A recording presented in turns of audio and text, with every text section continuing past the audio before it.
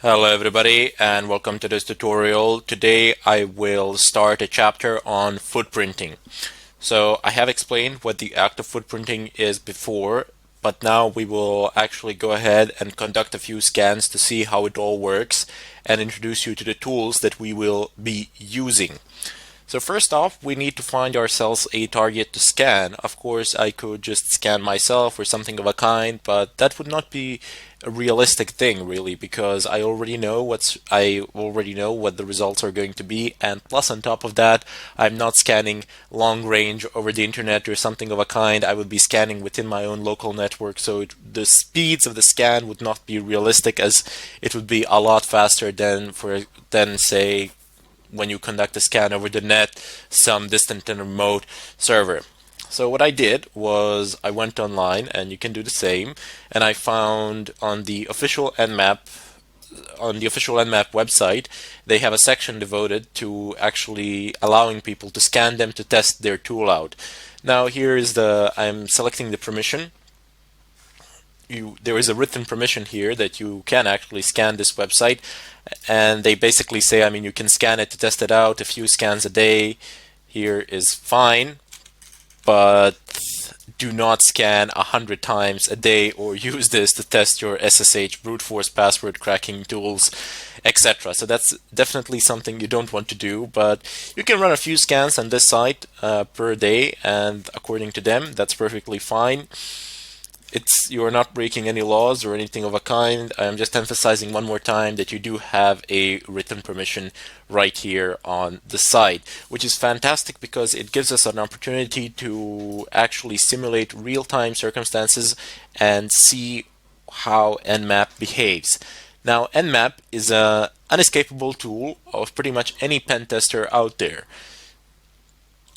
Many people say today, well, that it's pointless to port scan, doesn't do you much good, and so on and so forth. Well, perhaps in terms of exploiting the services running on the ports themselves, it doesn't do you that much good, but just by seeing which ports are open and which ports are closed, you can, to a fairly good extent, determine what operating system or what platform is being used on the other side. And then you can find weaknesses of that same platform. Of course, there are some other ways in doing this. I will show them to you, like banner grabbing or something of a kind. But let's just see how Nmap really works. Now, Nmap is known to basically trigger quite a lot of alarms, quite a lot of firewall red flags, so to say. And you want to make sure that your Nmap scans are as quiet as possible. Now there are tools to actually figure this out, but I will show you here how to actually do it via terminal. There's also something called ZenMap. Now ZenMap is basically a graphical user interface of Nmap, but we will not be using that. Rather, instead, I want to teach you how to use a terminal version. So Nmap is the one most commonly used, and it is always used in the terminal text format. Rarely anybody uses the actual graphical user interface. In the previous chapter, we have also discussed how to stay anonymous. So at the end of this chapter, I will be combining these things, footprinting, and the act of scanning, and anonymizing your scans. However, you might think about that before you get to the final tutorial of this chapter and perhaps try to do it yourselves. It doesn't matter if you fail or something of a kind. It truly doesn't. What is important is that you give it a shot, and you try it once, okay, failure, fine, no problems. Try it twice, thrice. The fourth time, you're bound to have some sort of results. As long as you keep improving yourselves, it's fine. In any case, without further ado, let's just type in, just nmap dash dash help. Oops, I mistyped that, of course. Nmap. Press enter, and there we go. There are a lot of options here. A ton load of options. Way more options than we actually need for some sort of basic things. However, eventually over time you will come to understand that all of these options are not here for nothing. They are here because they were needed at some point of time, and they are pretty much all still used. So what you need to do is scroll down to the bottom, And here you have examples of how nmap runs. So you type in nmap -v almost always, 99% of times, 99% of time is verbose output. Basically, you're telling your system to give you more information in regards to what it is doing. -A, I'm not sure what this function is. Oh, okay, here it is. -A, enable OS detection, version detection, script scanning, and trace route. Don't think we're going to need that immediately. There is -O function, which is just for OS detection. Anyway, and then you can pass either this one, you see scanme.nmap.org, which is basically the domain name, which will get resolved to an IP address, or you can actually pass it an IP address. And if you're wondering what this is a mask. And it would be very difficult to explain in great detail what this is, but for the time being, know that this is actually an IP address range. So it goes from a certain IP address to a certain IP address, because this goes way into networking and binary numbers and so on and so forth. But you do not actually need to use this format. Not that many people actually use this particular format with the mask. They just tend to specify very specific ranges because they usually don't have the permissions to scan the entire subnet. Rather, instead they have to create lists and then skip certain IP addresses and then continue again from a certain point. So they do need to create lists, and that can be a problem. Now, up here, at the top, you have another very important option that's going to come in handy. You have -IL, input file name. So you can actually create a list, or in a file, a list of IP addresses, and then you can scan those particular IP addresses. There will also have an ability to do this. Look at what's written here.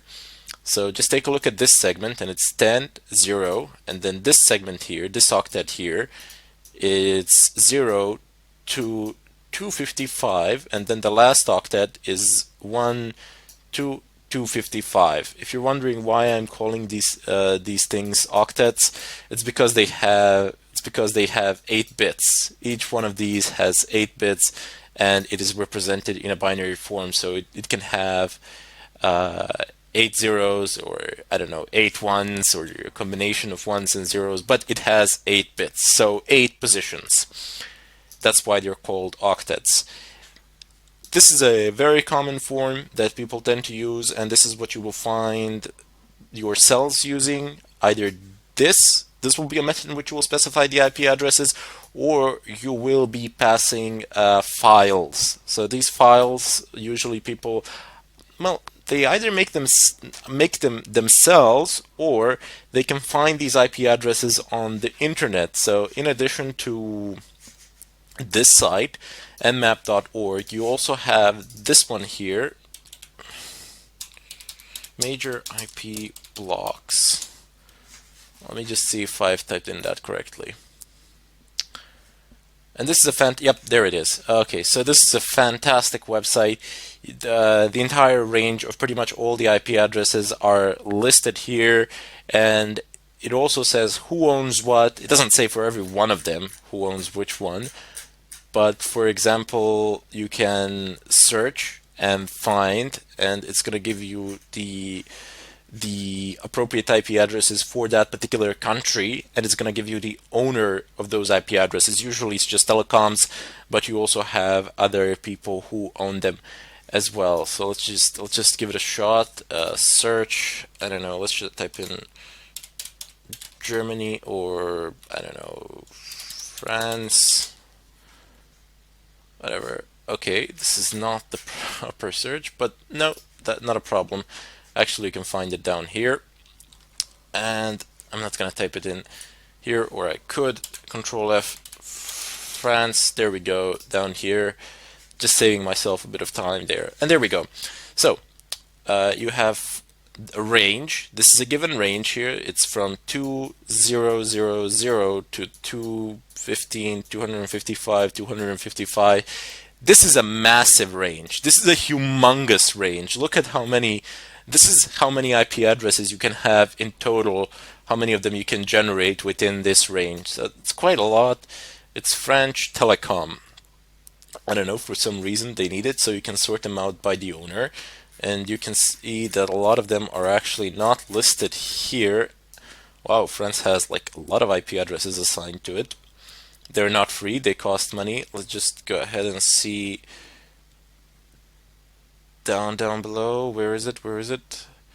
Okay, so you see all of these IP addresses, and this is a pretty massive range. So this is a telecom in in France, sorry, not in French, in France.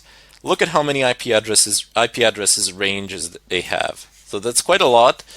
And this site, as I said previously, you can use to figure out which IP address range do you wish to scan, but you usually do not have the permission to scan the entire range. You can scan certain IP addresses within that range for which you have a permission, but also a very nice site to determine where the IP address is from or something like that. However, always remember, once you get an IP address, your search engines on the net are your best friends. This is one of major components of footprinting. You can do the following. You can type in who space is and then type in an IP address. I don't know, I'm just going to type in this random IP address. So if you don't want to see it here, you can have a look at it here. Oops. Who is. And I don't know, somebody's going to tell me who this guy is, or to whom does this. There we go.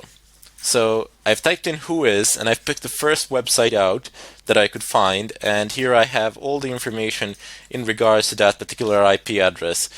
I have a country, I have the username of the admin, I suppose.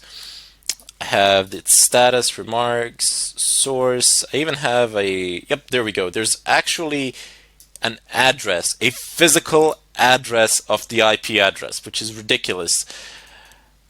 Yeah, so as I said, search engines are your best, and I mean absolutely best friends. If you want to find pretty much anything on the net or something like that in regards to an IP address to do any sort of research. So those are the two tools that I have showed you. Actually, three of them. Well, one tool and two websites that you can one tool, one website, and one search method, which you can use in order to determine where the IP address is from or who is using it, and even to determine its physical location. Although its physical location can be assigned to a telecom, and that telecom can assign it to a city and to a specific region in the city or something of a kind, and then you can find it on Google Earth or something of a kind, but usually those things are not that precise. What is precise, however, is that the IP address belongs to a telecom or something of a kind, and they keep rotating them in between the cities. So if you have, let's say, 100,000 IP addresses that you've scanned, and if you wish to sort them out by the city, you will get like 70 to 90% accuracy depending on for which country did you do it.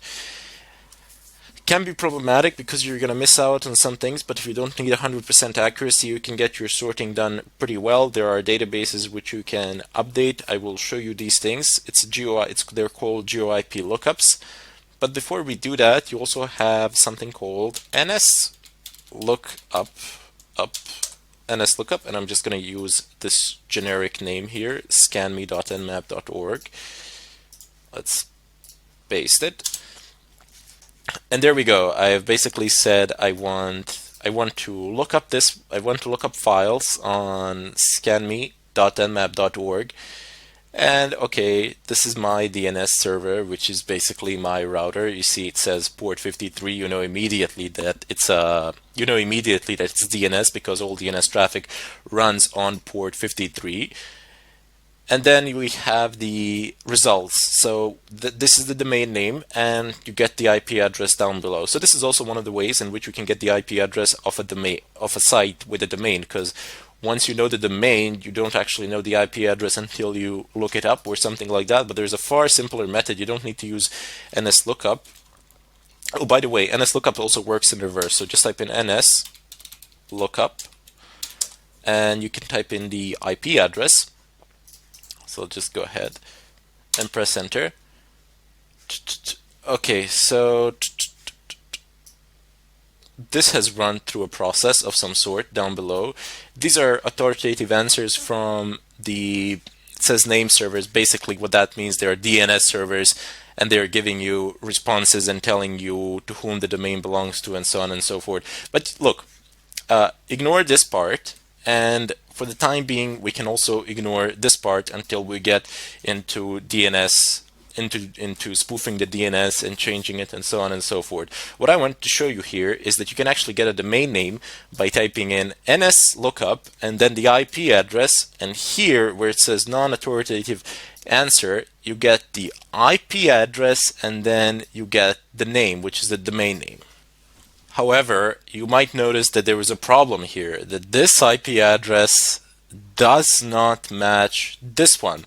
Well, guess what? It actually does. Try looking at in reverse. So it's 74, 74 here, 207, 207 here, 244, 244 here, and 221 here, and 221 here. So when you do an NS lookup, and when you pass in an IP address, it's going to do a reverse lookup in the DNS MX records or something of a kind. It's gonna query the DNS servers, and the DNS servers are gonna give it a response. But in the MX records, this is basically how things are written. You write an IP address in reverse, and then you put this in -addr.arpa. But this part really is not that interesting to us. This is more interesting to server admins who configure the DNS servers or something of a kind. In any case, for the time being, but don't worry, we will get to DNS servers in the later stages of this tutorial once we are done with these things. In any case, what is important for you here is you've typed in an IP address, you've used a tool called NSLookup, and you have gotten a domain name in return. And now you can start doing some other things as well, but we will be dealing primarily with Nmap as a tool in order to scan networks and to retrieve information from them. But this, what I've showed you now, is some basic information retrieval and some basic external sources that you can use. In any case, I'll see you in the second in part 2 or the second tutorial of Nmap introduction, and there we're going to actually conduct some scans and see how it all works. Thank you for watching, and I hope to see you next time. Today I will begin a chapter on wireless hacking. So first off, you need to know that there are different types of encryption. There is VEP or WEP, and whoever still is using WEP doesn't really deserve to have wireless, just saying, primarily because it's practically as if you had a free password or an open Wi-Fi. It doesn't really matter, it's quite easy to crack, no problems, 3, 2, 1. However, if you're using WPA or WPA2, that is another story. That's quite difficult to crack, especially if the passwords are longer or something of a kind. There are different methods for direct wireless hacking, and I really would not recommend them in all circumstances. There are some circumstances which are favorable to these sort of methods. However, what is always better is to actually get an IP of the router and then attack the router itself, because usually it has far more vulnerabilities than the WPA2 encryption that you are trying to crack. However, since we are cracking wireless, I'm just going to go ahead and type in ifconfig here, and you will notice that I don't have a wireless interface here. Why is that? Well, even though I have a network integrated card, wireless one, within my laptop, this is a virtual machine, and virtual machines do not support integrated network cards. They can only go through your through your host machine, and in such a way, virtual machines are secure, so you can install all sorts of stuff on them, viruses, etc., and you'll still be safe. They won't be infecting you, and they won't be able to disrupt the normal functioning of your host machine. However, there are methods where you can get a USB wireless card and plug it in, and you can set up a pass-through for your wireless machine and in such a way gain access to wireless. However, password cracking from a virtual machine is not a good idea. I mean, it's a terrible idea, especially using VirtualBox. Maybe if you were using Xen or something of a kind, where you have 90 to 95 native performance, that would be great. But using VirtualBox for password cracking, that is a really bad idea. Primarily because, let me just show you here. If you go up, if you go devices, and I can click on, sure, why not? I'm just going to go ahead and click on network settings, and then I will get the menu for the other things. So let's just go ahead and click on general. Is it here? No, system, sorry. Look, first of all, it has base memory. This can be altered when the machine is off. You cannot change these settings here while the machine is turned on. First of all, it says that I have 2 gigs of RAM available for this particular virtual machine. Now that's great for day-to-day operations, especially for Linux that requires 512 megabytes to run. However, if you want to crack, if you want to brute force a password, if you want to take that path, if you want to use a brute force method just by generating huge password lists and trying to guess it, this is not really a good amount of RAM. Actually, this is a terrible amount of RAM for such a task. And if we go ahead and click on the processor, you will see that, okay, execution cap is 100%, but we only have a single core assigned. It says here 1 CPU core in the upper bar, in the upper status bar. It says processors. It's gray at the moment because you can't change the amount of processors that a machine is using while it's running. So that makes no sense of whatsoever. You wouldn't be able to do that in the real world either. Maybe on some large servers or something like that, but even they're very doubtful that you can actually swap a processor. That's mainly for swapping disks or adding RAM or something of a kind. In any case, it has only 1 CPU assigned to it. I know it says here 4, but I have an Intel i7 inside, and the VirtualBox supports only four CPU cores for its machines, and it is you should take into consideration that you really won't need more than 4 for your virtual machines, especially if you're performing some testing tasks, or I don't know, even if you're programming, unless you're doing something specific that is strongly related to graphics. You won't be needing that many cores or anything of a kind. 1 CPU is perfect.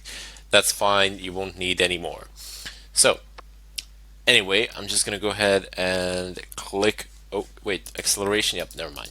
I'm going to click OK here, and I just want to show you that in order to demonstrate that the resources of your virtual machine are simply not sufficient in order to support a brute force method. As I said, you can actually buy for about 20 bucks somewhere in the store a network card, a USB network card with wireless one. Plug it in, pass through the ports, and it's gonna work, but it's gonna be terribly slow. What you need to do is either set up a dual boot, or if you are running a Linux machine as your host machine, you can do what I will do now. Let me just move away from this. Excellent. So because my main machine is Fedora Linux, I have installed all the necessary tools on it. Pretty much you can install the same tools on Fedora as you can on Kali, and I will be doing my pen testing from here, from Fedora. I will exit the virtual machine. I will no longer use Kali for this purpose.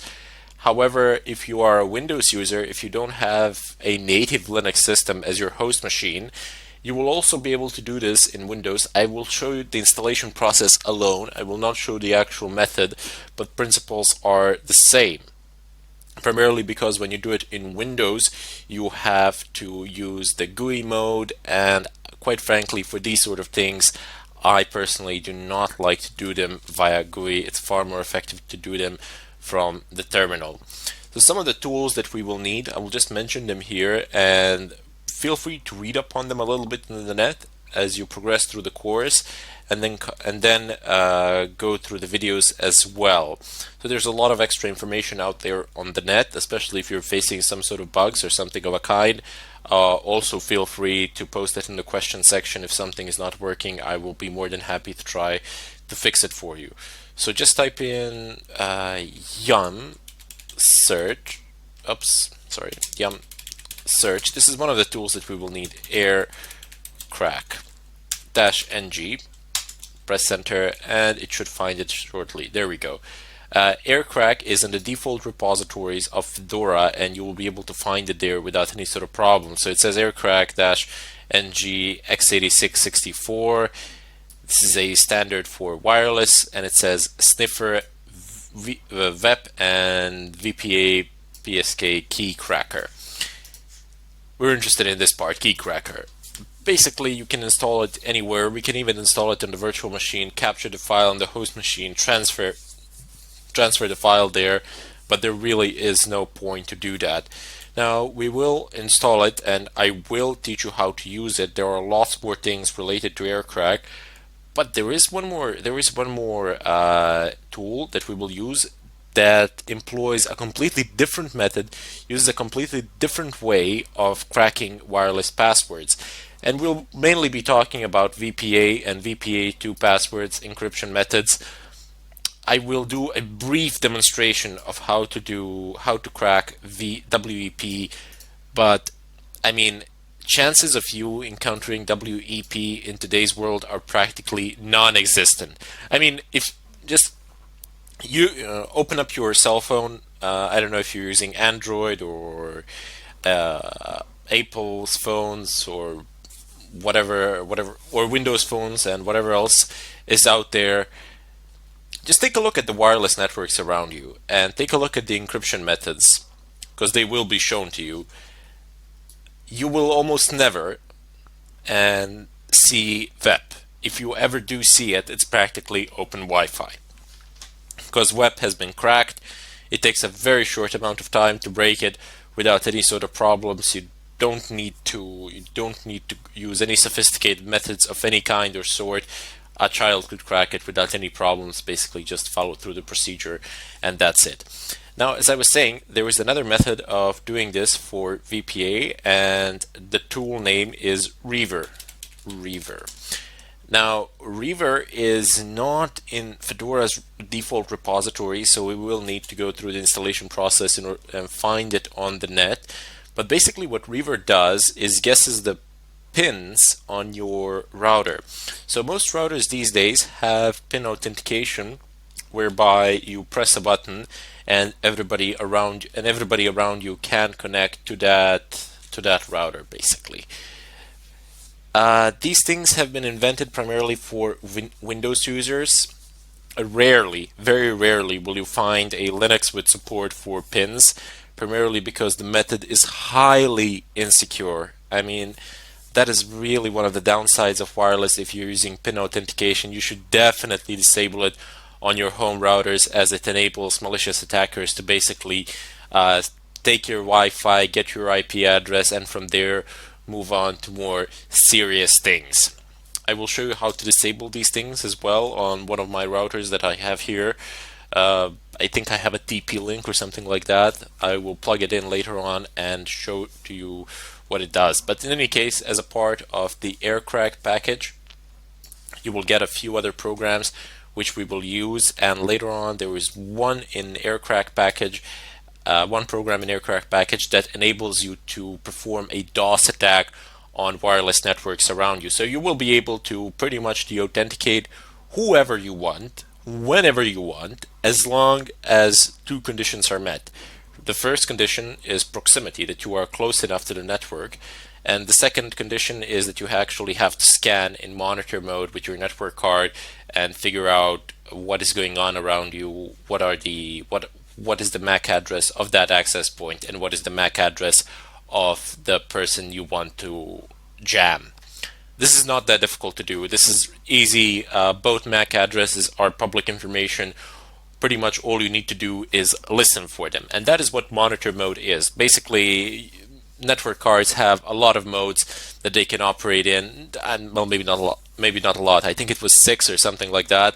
But there are only 2 which are of interest to us. There's the promiscuous mode where your network card will only process traffic that is meant exclusively for it, regardless of, I don't know, capturing some other traffic that is being transmitted wirelessly through the air. I mean, just think about it. You have so many wireless access points around you, and they are all communicating with devices, and it's not like that wireless access point can send a signal in a specific direction to your device. No, it sends it in a spherical fashion, and your device catches it. A lot of other devices catch it, but since the information is encrypted and since the information is not for them, they immediately figure out that it's not for them, namely your network cards figure it out, and they immediately disregard the information. They don't do anything with it.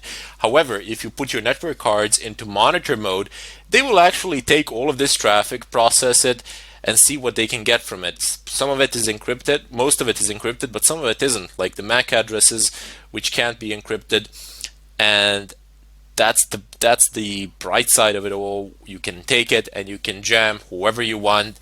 You can deny wireless access to pretty much everybody within range with just having your laptop, and no extra devices are needed. This is all pure software. You don't need any extra devices. Of course, it is necessary that your network card supports monitor mode.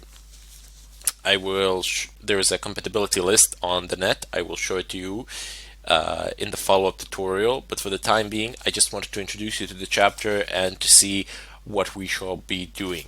So before you, I would advise, you don't have to, of course, and you will be able to fully follow through the next tutorial without doing this, but I would just advise typing aircrack-ng on Google or whatever your favorite search engine is, and type in reverb.